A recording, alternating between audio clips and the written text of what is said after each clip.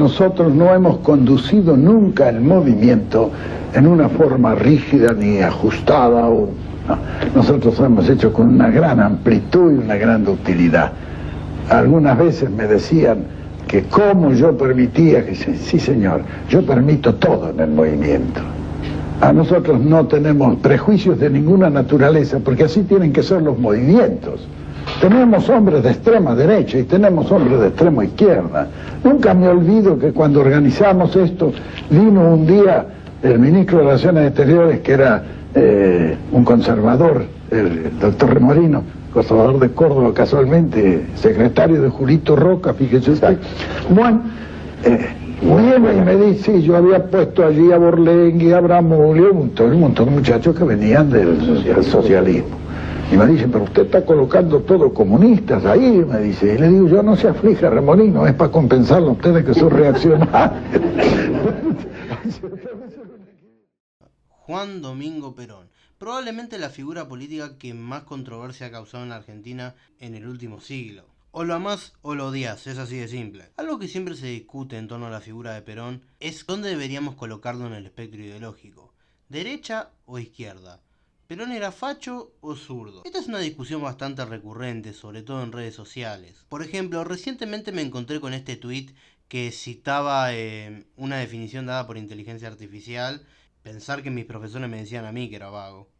Por un lado, el texto llega a afirmar que Perón era de izquierda, ya que tomó bastantes medidas económicas asociadas a ese espectro ideológico, como por ejemplo la nacionalización de los ferrocarriles, la promulgación de varios derechos a favor de la masa trabajadora, y a eso habría que sumar algunas medidas de corte progresista, como por ejemplo la sanción del voto femenino en los años 50, o la distribución de ayudas sociales a los sectores más necesitados. Y a eso podríamos agregar la retórica antiestadounidense, encarnada en la frase Braden o Perón, haciendo referencia al intervencionismo que el embajador norteamericano pretendía hacer en las elecciones presidenciales de 1946. Y cómo olvidar el decreto 29337, que en la práctica ponía fin a los aranceles universitarios y garantizaba el ingreso irrestricto a las instituciones educativas de alto nivel, permitiendo así la entrada de miles de personas de familias de clases bajas y democratizando así la educación superior. Sin embargo, también hay que decir que Perón y el peronismo en general jugaron un papel muy importante en la represión del marxismo y del movimiento comunista en Argentina.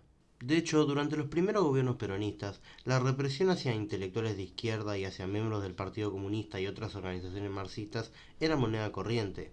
Uno de los casos más emblemáticos fue el asesinato a mano de la policía argentina del dirigente del Partido Comunista Jorge Calvo, quien fue muerto a tiros en una redada policial contra un local del Partido Comunista Argentino en Buenos Aires. Otro caso terrible fue el del militante Juan Inganela, quien de hecho fue detenido por la policía de Rosario en 1955, acusado de formar parte de los comandos civiles, grupos antiperonistas que buscaban cometer actos de sedición contra el gobierno. Lo golpearon, lo picañaron y Inganela fue torturado hasta la muerte.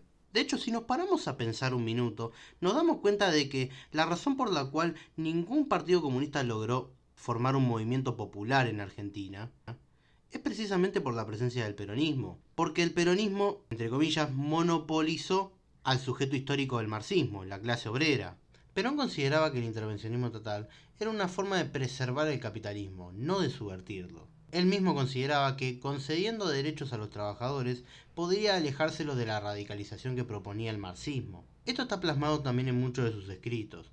Solo una persona que no haya leído o estudiado nunca a Perón puede decir que el tipo era socialista.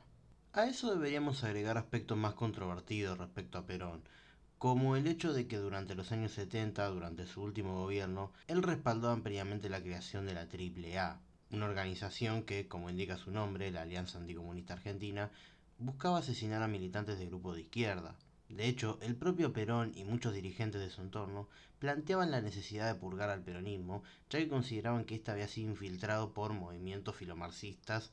Si bien las políticas nacionalistas de sus primeros gobiernos lo llevaron a enfrentarse a Inglaterra y Estados Unidos, esto no impidió que, en los años más duros de la Guerra Fría, en los años 70 en nuestro país, él se alinease detrás del bando anticomunista. Y este es el punto. Lo que siempre ha caracterizado al peronismo desde su nacimiento es su pragmatismo. La frase ni yanqui ni marxista precisamente lo que busca es establecer una ideología superadora de la dicotomía de izquierda y derecha, alejada de cualquier tipo de dogmatismo y adaptando la doctrina a las condiciones que imponga la coyuntura.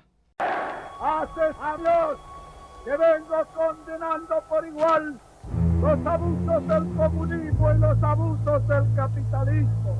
A medida que ellos avanzan en sus luchas con sus mismos errores, el hombre del mundo se va dando cuenta que ninguno de los dos traerá la solución ni la paz que la humanidad anhela.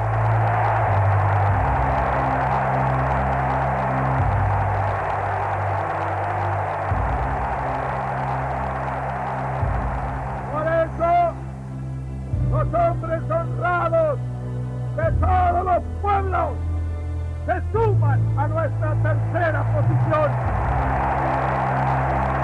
Así que, en medida de lo posible, no sean como los militantes de un cierto partido político que decide cagarse en su historia y en sus muertos, llamando a votar al supuesto progresismo o mal menor. Y tampoco le digan comunista a todo aquello que no siga religiosamente las premisas del liberalismo.